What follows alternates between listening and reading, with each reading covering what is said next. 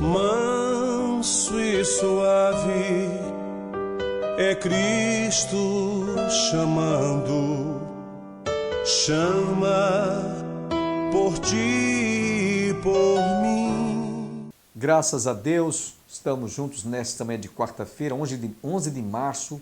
Hoje comemora-se o dia do motociclista. E nós fazemos aqui uma recomendação a todos os motociclistas, mototaxistas, que vocês sejam guardados, protegidos por Deus, porque o índice de vítimas em acidentes de motos é alarmante. Todos os dias, dezenas e centenas e milhares de pessoas em todo este nosso país são dizimados, são mortos por conta de, muitas vezes, acidentes e imprudências também, não é? Então nós recomendamos que você que é motociclista, você que é mototaxista, motoboy, você tenha mais atenção e que cuide para que você não seja mais uma vítima do índice de mortalidade das estradas por conta de acidentes em motos. Quero lembrar a todos que o programa Opção para a Vida, durante esses dias, está trazendo o que foi as imagens do que foi a nossa 12ª excursão à Terra Santa. Hoje você estará indo, inclusive, visitar, além de Caná, nós estaremos também chegando até Jericó. Jericó, a cidade onde Josué, né, ele, orientado por Deus, rodeou a cidade durante 7 dias e no 7º dia, 7 vezes as muralhas caíram. Hoje você vai ver que apenas existem ruínas das muralhas de Jericó. Hoje existe uma cidade de Jericó moderna, não aquela antiga. Nós tivemos a oportunidade de subir num teleférico até o Monte da Tentação. Você terá a oportunidade de viajar e sentir essas emoções. Portanto, sem perda de tempo, quero deixá-los agora do que foi as imagens da nossa 12ª excursão à Terra Santa.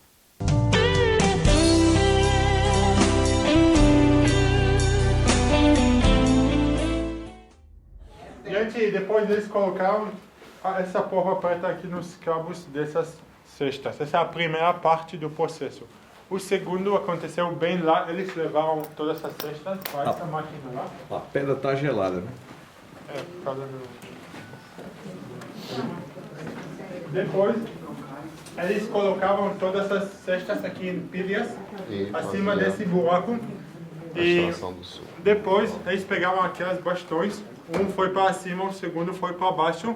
E esses pesos aqui foram levantados, que cada um tem uma metade de tona, então pelo menos 12 até 15 pessoas tinham que fazer essa ação. E o círculo de madeira aqui foi influenciado e caiu e pressionou as cestas e fazia o óleo para ser extraído. Agora, a primeira qualidade, que também a primeira prensa, foi usada para o templo, para iluminar a menorá, o 7 ramo candelabro, por causa que temos o motivo bíblico que os primeiros frutos, as primícias, temos que entregar para o Senhor. A segunda qualidade foi usada para medicamentos, comida, perfumes e cosméticos. A terceira qualidade, que também é a terceira prensa, foi usada para fazer sabonetes para se limpar e também era boa para iluminar a casa com essas lamparinhas de óleo, que nessa época eles não tinham energia, então tinha que iluminar a casa de uma maneira. Nós também temos muita água que extrai fora das azeitonas. Essa água foi usada para fazer uma mistura com solo para construir as paredes das tuas casas e também isso era boa para afastar os mosquitos fora da casa. Nós temos uma história também bem interessante que aconteceu aqui no Novo Testamento. Na última noite de Jesus na Terra, ele passou a noite em um lugar que se chama Getsemane, né? Getsemane, que significa no hebraico prensa de oliveira. O Jesus era embaixo de uma pressão mental muito forte, né? Ele suava sangue e ele caminhou para orar e voltou para os discípulos 3 vezes. A mesma quantidade de prensas das azeitonas que temos aqui na prensa de oliveira. Então nós pensamos que Jesus tentava para assimilar que cada ida e volta de orar significava uma pressão, uma prensa das azeitonas aqui na prensa de oliveira. Okay? Já ouviram falar para essa história? Ok, pessoal, se essa pessoa aqui é um carpinteiro e ele vive no primeiro século, então o nome dele será? José. Exatamente, esse é o nosso José, o nosso carpinteiro amado. Ok, o que temos aqui? Nós temos alguns instrumentos do carpinteiro dessa época que achamos que não mudaram tanto, né, durante os anos. Nós temos aqui alguns tipos de formões. Ok? Formões. A plana. A planilha. Cortar, né? Como se chama? Plana. A plana. Duas rochas vulcânicas, a primeira é para alisar a madeira e a segunda é para amolar. Também José às vezes limpa as unhas. Temos o martelo, que é a combinação de duas coisas, pode ser para cortar.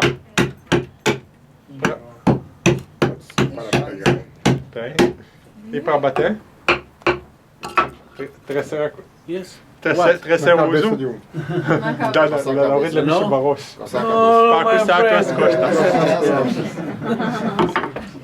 Ok, agora o José vai mostrar para você um instrumento especial que um carpinteiro tinha nessa época. Uma funda. Alguém sabe o que é isso? Alguém já disse? Ok, furadeira.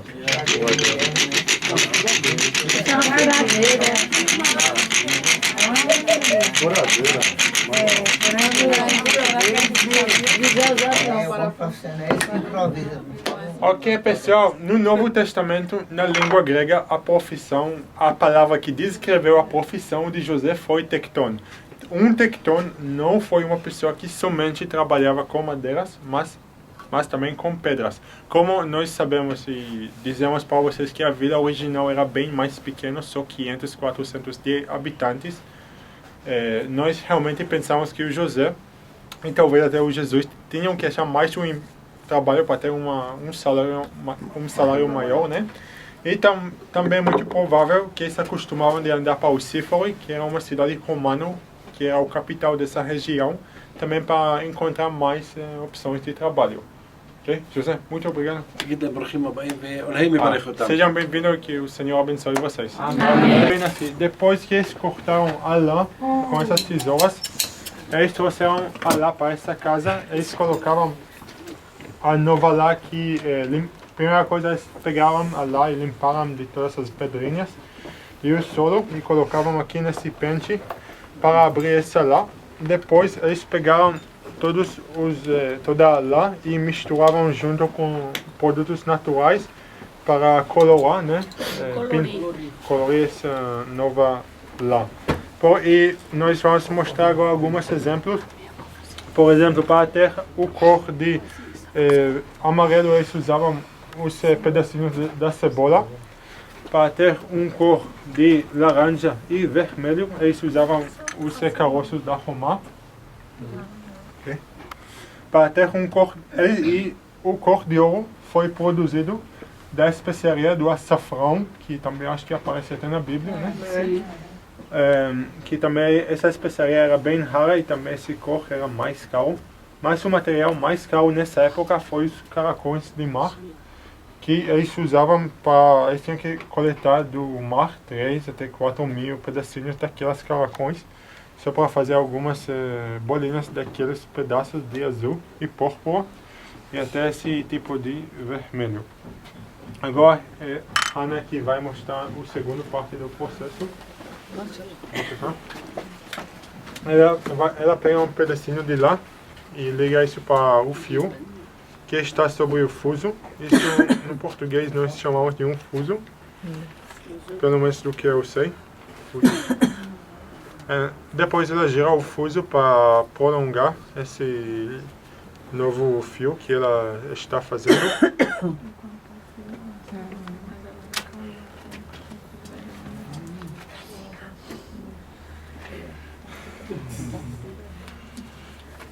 E finalmente ela chega aqui para o altar e ela começa a tecer. Ela pega a roca e ela passa a roca entre as cordas que estão sobre o telhado. Ela passa o telhado, a roca, e dessa maneira basicamente ela tece. Também no livro do Provérbios na Bíblia, no capítulo 31, fala sobre a mulher virtuosa que estende as mãos e com uma mão gira o fuso para girar o fuso e com a segunda mão usa a roca para tecer. E finalmente ela pega o pente para arrumar essa linha que ela acabou de fazer. E finalmente o produto final que Hannah fazia aqui, e essa chala aqui para cobrir a cabeça. E com o restante, Hannah fazia aqui bonecas do primeiro século. Olha. Palmas para a mulher virtuosa. Nós vamos falar agora sobre algumas coisas que nós vamos ver daqui a pouco. Na sinagoga do primeiro século, eles não tinham separação entre homens e mulheres como hoje, que nós temos nas nossas sinagogas judaicas. No primeiro século, a sinagoga era um lugar secular que eles usavam mais como um centro para a comunidade para se reunir, para fazer festas e também ensinar a palavra de Deus. O lugar sagrado nessa época foi o templo lá no Jerusalém, onde eles trouxeram os primeiros frutos e também os sacrifícios. Eles também tinham algumas bancas que nós vamos entrar e sentar agora, que podem conter fácil 300, 400 pessoas, que é quase a mesma quantidade de pessoas que viviam aqui no Nazaré no primeiro século. Então, também é muito provável que a sinagoga original de Nazaré era nesse tamanho. Então, muito provável. Ok, eles já saíram, então podemos entrar. Você já pode entrar e sentar. E também você vai ter bastante tempo para tirar foto.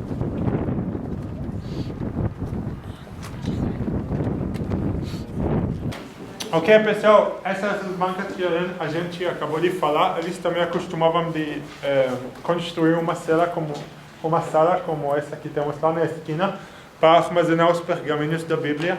Nessa época eles não tinham livros como hoje, e eles escreveram as Bíblias dentro dos pergaminhos. Também quando Israel foi fundada 70 anos atrás, mais ou menos, eles encontravam próximo ao Mar Morto muitos pergaminhos da Bíblia que eram estimados para 2000 anos atrás, e eles encontravam a Bíblia está escrita da mesma maneira como hoje. Então isso era um grande milagre para encontrar a Bíblia que não mudava e até uma palavra durante os anos.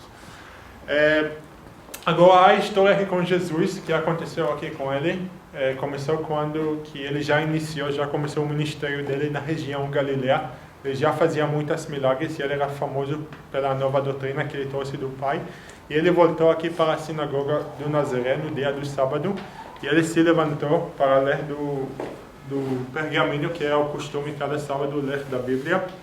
Ele ficou em pé aqui e ele disse: "O Espírito do Senhor está sobre mim, porque ele me ungiu para evangelizar os pobres, me enviou para curar os contritos de coração, para proclamar liberdade aos cativos e dar vista aos cegos, para enviar livres os oprimidos, para proclamar o ano agradável do Senhor." E quando ele terminou, ele foi para sentar. Todos os olhos das pessoas aqui na sinagoga eram fitos sobre Jesus, e eles também eram bem maravilhados com o que Jesus ensinou. E eles eram contentes e Jesus continuou para pregar. E uma coisa muito interessante aconteceu, por causa que no início eles até pensavam que ele é o Messias, mas também eles estavam duvidando. Eles disseram: "Como pode ser que ele é o Messias? Se não é o filho do carpinteiro de José, será que ele não cresceu conosco aqui na vila durante os anos? Então, como pode ser que ele é o Messias?" Mas, assim, de repente, eles mudavam a opinião deles, ficavam com muita raiva, furiosos, por causa de uma coisa que Jesus disse. E até tentaram para matar o Jesus. Então, o que aconteceu? Jesus contou aqui o povo duas histórias da época das reis da Bíblia que fizeram o povo aqui para se escandalizar. A primeira história da época do Elias, a profeta. Na época do Elias, tínhamos aqui muitas mulheres viúvas e um tempo de uma grande fome, mas Elias finalmente foi enviado para salvar uma mulher gentil que morava lá no Serepta, que não era judia. A segunda é a história da época do Eliseu, a profeta. Na época dele, tínhamos muitas pessoas leprosas que tinham essa doença, mas Eliseu foi enviado para curar o Naamã, o capitão do exército da Síria, que também não era judeu. Nós acreditamos que Jesus somente tentava explicar que nos tempos difíceis o Senhor pode favorecer e revelar-se também para os gentios, não somente para os judeus. Mas temos que lembrar o contexto histórico dessa época. Os judeus aqui na terra de Israel eram embaixo de ocupação muito forte de já 500 anos, e eles esperavam para o Messias que chega aqui para essa terra e ia deportar, expulsar todos os gentios dessa terra e ia proclamar, restabelecer um novo reino independente de judeus aqui na terra, e não o Messias que salvará o povo dos pecados, como Jesus fazia pela primeira vez.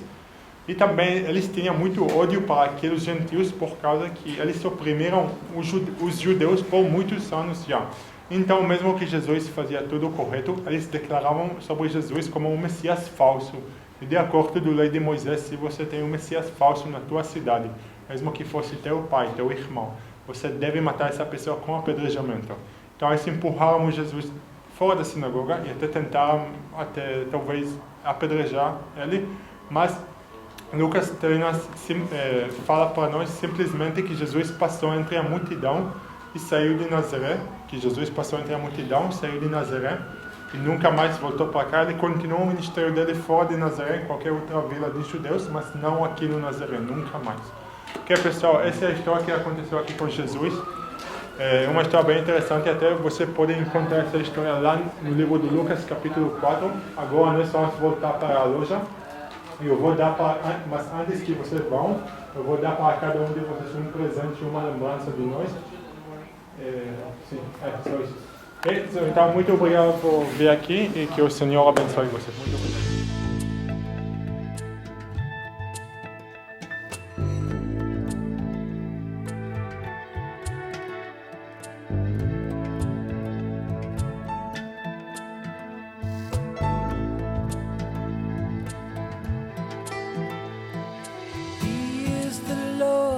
And he reigns on high. He is the Lord. Spoke into the darkness, creating the light. He is the Lord. Who is like unto him, never ending in days. He is the Lord. And he comes in power when we call on his name. He is the Lord. Show your power, oh Lord our God. Show your power, oh Lord our God, oh Lord our God. Your gospel, oh Lord, is the hope for our nation. You are the Lord. It's the power of God for our salvation.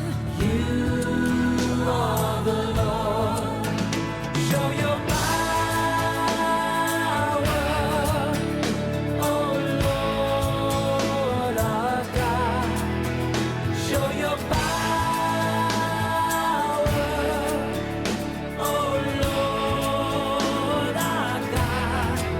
Show your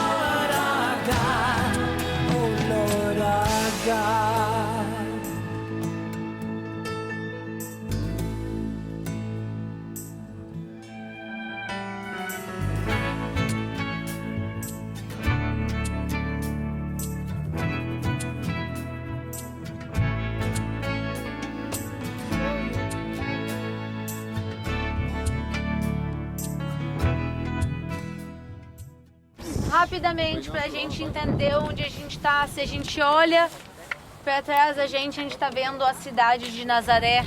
Lembrando que de um pequeno vilarejo ela se transformou na maior cidade da Galileia. Se a gente olha lá no fundo, estão vendo uma montanha? Lá no fundo, aquela montanha é o Monte Carmelo. Lembra a montanha onde viveu Elias? O Monte Carmelo está lá no fundo. E se a gente olha para esse lado aqui, a gente vai ver uma montanha bem redondinha, perfeitamente redonda.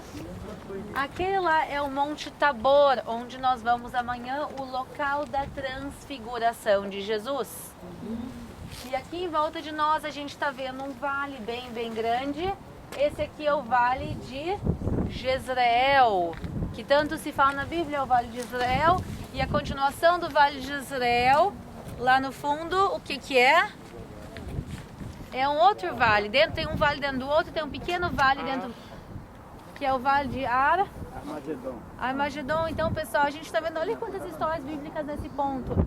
Nazaré, o Monte Carmelo, o Vale de Armagedon, o Vale de Jezreel, o Monte Tabor e tantas histórias bíblicas acontecem nesse pequeno local. E aqui o Monte do Precipício fica nesse centro e a gente consegue ver tanta coisa em volta da gente. E agora o pastor vai chamar alguém para fazer a leitura? Janier. Então a gente vai continuar a leitura agora, que a gente começou na sinagoga. Lucas capítulo 4, versículo 28. Quando ouviram essas palavras de Jesus, todos na sinagoga ficaram furiosos. Levantaram-se e expulsaram Jesus da cidade. E o levaram até o alto do monte, sobre o qual a cidade estava construída, com a intenção de lançá-lo no precipício. Mas Jesus, passando pelo meio deles, continuou seu caminho. Bom, nós estivemos lá na sinagoga, onde Cristo fez a pregação. Inicialmente a pregação que foi aceita, né, pelos judeus, pelas pessoas que estavam ali, e depois Cristo começa a tratar de pelo menos 2 assuntos que despertaram a fúria, que despertaram ali a ira daquelas pessoas, né? Então elas revoltaram-se contra o que estava sendo dito e trouxeram Cristo para até esse lugar para jogá-lo daqui de cima, né? Daqui de cima dá para você ter uma ideia da altura e dá para perceber que eles não estavam brincando, né? Ninguém vai arrastar outra pessoa daquela distância até aqui, né? Com o intuito de jogá-lo lá embaixo se for para fazer uma brincadeira de mau gosto. Então a coisa realmente era séria. Para você ter uma ideia que nem sempre, isso serve de exemplo para a gente. Foi assim, gente, que Cristo começou seu ministério.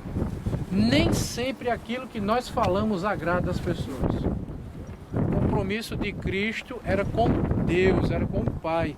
Não era com o ser humano, agradar a pessoa, o ser humano. Cristo não tinha nenhuma intenção de se tornar popular, muito embora ele tenha se tornado popular, mas esse não era o seu objetivo. O seu objetivo era cumprir o desejo do Pai, morrer por cada um de nós. Agora, aqui ele não morreu, porque ele não quis. Lembra que ele disse: a minha vida eu a dou e torno a tomá-la.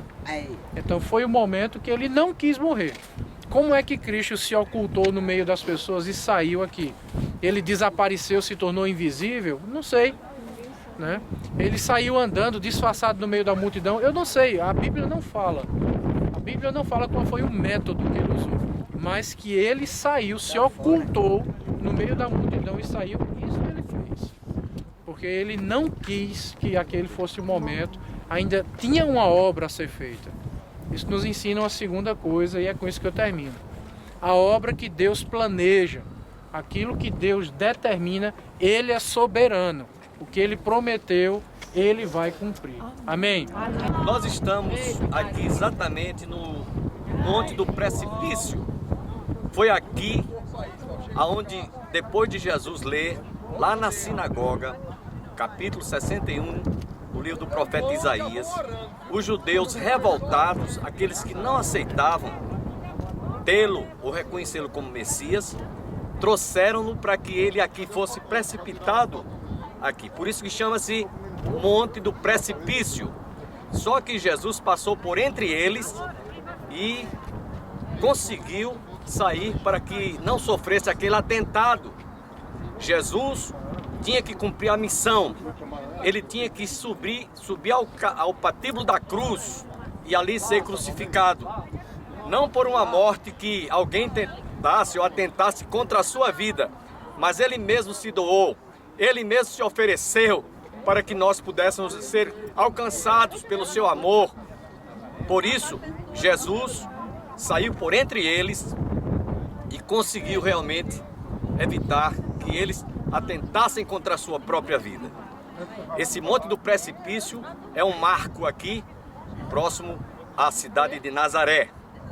Você que está conosco nesta manhã, nos assistindo através da Opção para a Vida, precisa de conhecer, se você quiser, numa próxima excursão, nos acompanhar e passar a viver momentos como este, em que nós estamos vivendo aqui, muito emocionantes, pois nós estamos voltando ao passado, vivendo no presente. Jesus, quando aqui esteve, ele esteve nesse lugar, como também no Monte Tabor, Monte da Transfiguração, que nós iremos estar amanhã visitando. Aqui abaixo, à minha direita, está o Vale do Meguido, o Vale do Amargedon, onde haverá aquela batalha final. A palavra de Deus nos diz que Gog e Magog, de acordo com Ezequiel 38, eles vão tentar invadir Israel e ali haverá uma grande batalha neste lugar chamado Vale do Meguido, Vale do Amargedon.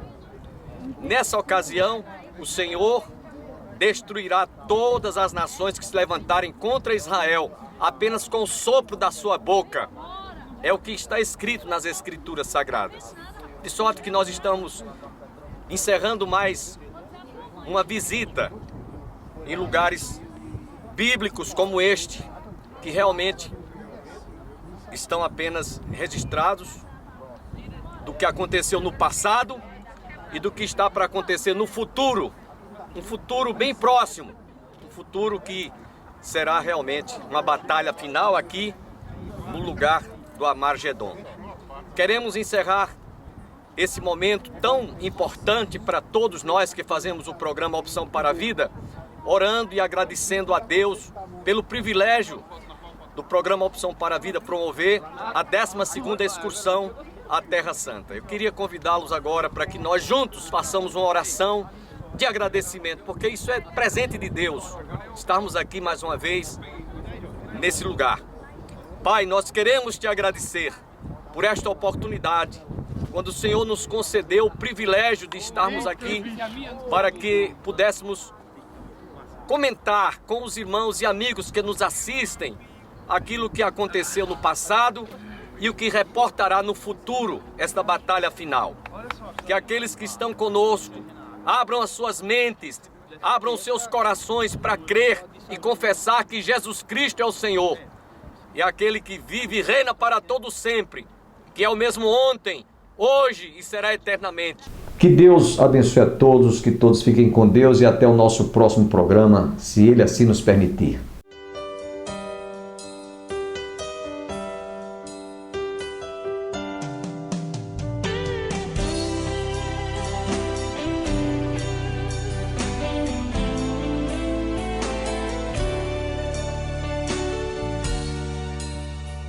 Manso e suave é Cristo chamando, chama por ti.